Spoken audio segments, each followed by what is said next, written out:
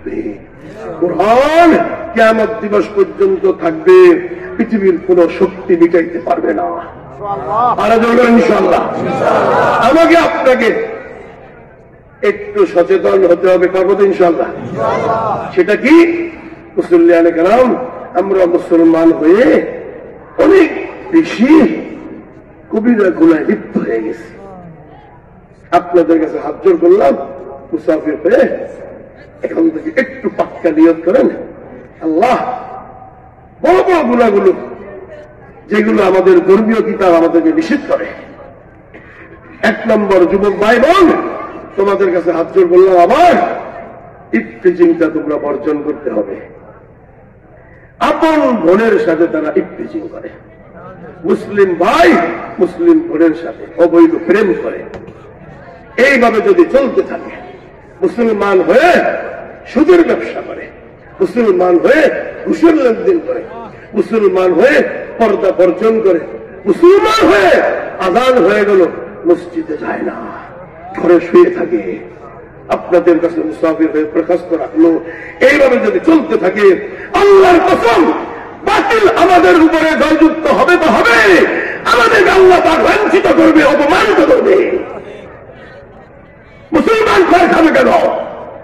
মুসলমান কেন দুর্বল হবে? মুসলমানের সামনে কোরআন কেন জ্বালাবে? যদি আজকে খালিদ ইবনে ওয়ালিদ থাকতো, ডাইরেক্ট সুইডেন, ডেনমার্ক, নেদারল্যান্ডকে চ্যালেঞ্জ করে দিত। আমার আব্দুল আস মিশর বিজয় করেছেন, তারেক বিন জিয়াদ স্পেন বিজয় করেছে, তালহা ইতালি বিজয় করেছে। যদি ইমানদার থাকতো, 3 জন সাহাবী 3 রাষ্ট্রের বিরুদ্ধে ডাইরেক্ট জাহাজ ঘোষণা করে দিত। ঠিক কিনা? কোথায় ইমানদার? কোথায় ইমানদার? কোথায়? যারা ইমানদার তারা কবিরা গুনায় লিপ্ত হয়ে আছে। আপনাদের কাছে দরখাস্ত থাকবে, আসুন তওবা করি, আসুন তওবা করি। এই বাতিলের সাথে আমাদেরকে লড়াই করতে হবে। ঈমান ছাড়া, আত্মশুদ্ধি ছাড়া লড়াই করা সম্ভব নয়, পারবেন না। এই জন্য আসুন আল্লাহ ওনাদের কাছে যাই। এই যে আপনারা দেখুন, এই যে ইউরোপের লোকগুলো কোরআন শরীফ জ্বালাইতেছে, কি আনন্দ করতেছে, তাদের কি এতটুকু বিশ্বাস নাই যে মুসলমান তো আমাদের উপর আক্রমণ করবে না?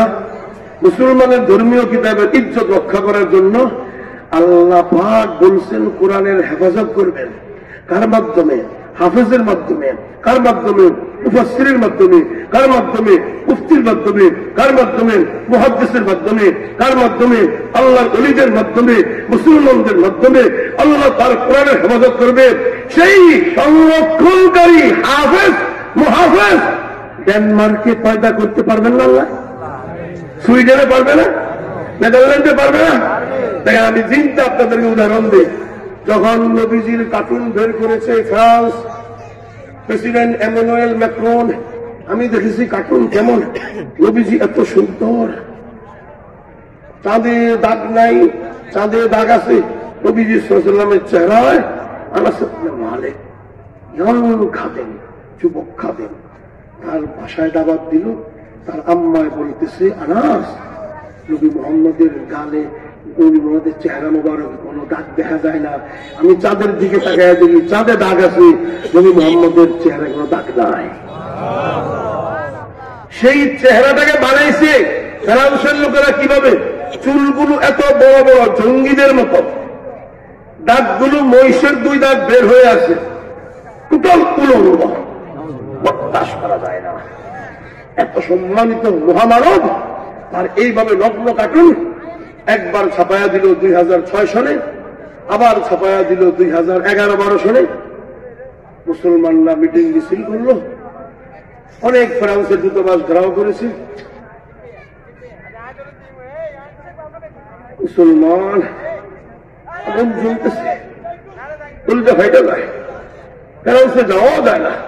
প্রতিবাদ করবো, প্রতিরোধ করবো, যা যাইতেও পারি না, এত দূর।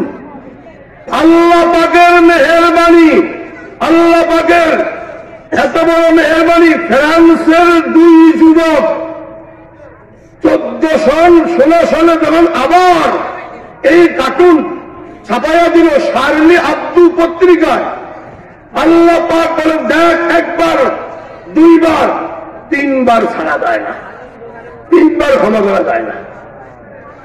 পত্রিকা যখন ছাপায়া দিল নবী মোহাম্মদের কার্টুন, ফ্রান্সের ভিতরে 2 ভাই, মুসলমান 2 ভাই, সাঈদ ও শরীফ কুরাইশি, 14-16 বছর বয়স। আল্লাহু আকবার। তাদের অন্তরে নবীর মোহাব্বত পয়দা করে দিয়েছে। তারা পাক্কা নিয়ত করল, যতক্ষণ পর্যন্ত আমার শরীরে 1 ফোঁটা রক্ত থাকবে, মুহাম্মদ সাল্লাল্লাহু আলাইহি ওয়াসাল্লামের আমরা আশিক মোহাব্বত থাকবে, এই বেয়াদব গুরুকে আর বরদাস্ত করা যায় না। কি করলো? আম্মুর থেকে টাকা নিয়ে একটা বন্দুক ক্রয় করলো। বিবিসির ভাষ্য, AK-47 র্যাবের হাতে থাকে। রাশিয়ান ভাষায় বলে ক্যালাশিনকোভ, ইংরেজি ভাষায় বলে AK-47 বন্দুক মেশিনটা। একটা মেশিন গান কিভাবে ক্রয় করলো সেই দেশ থেকে ক্রয় করে সকাল 9টা বা 8টা বাজে পত্রিকার অফিস করে দোনো ভাই আস্তে আস্তে আস্তে আস্তে আসতেছে আসতেছে আসতেছে আসতেছে।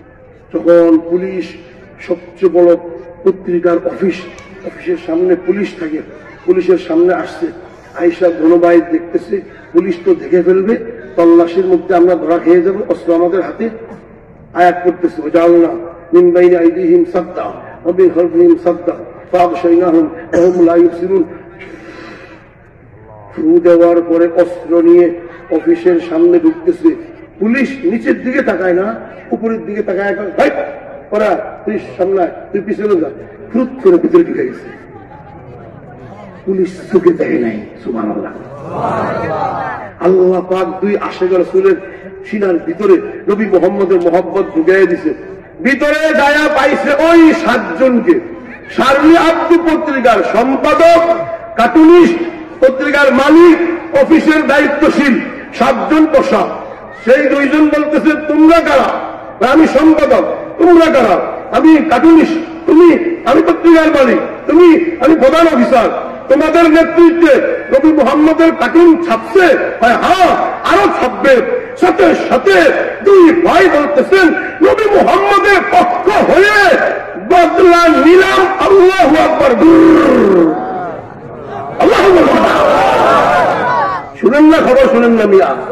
খবর তো শুনেন না। সারাদিন খালি টাকা কামাই করেন আর খালি খান। নবী মুহাম্মদের আশিক বাংলাদেশ থেকে গেছে, সৌদি থেকে গেছে, ইন্ডিয়া থেকে গেছে, ফ্রান্সের ভিতর থেকে আল্লাহ 2 ভাইয়ের অন্তরে জজবা পয়দা করে দিয়ে 7 বেয়াদবকে জাহান্নামে পৌঁছে দিয়েছে।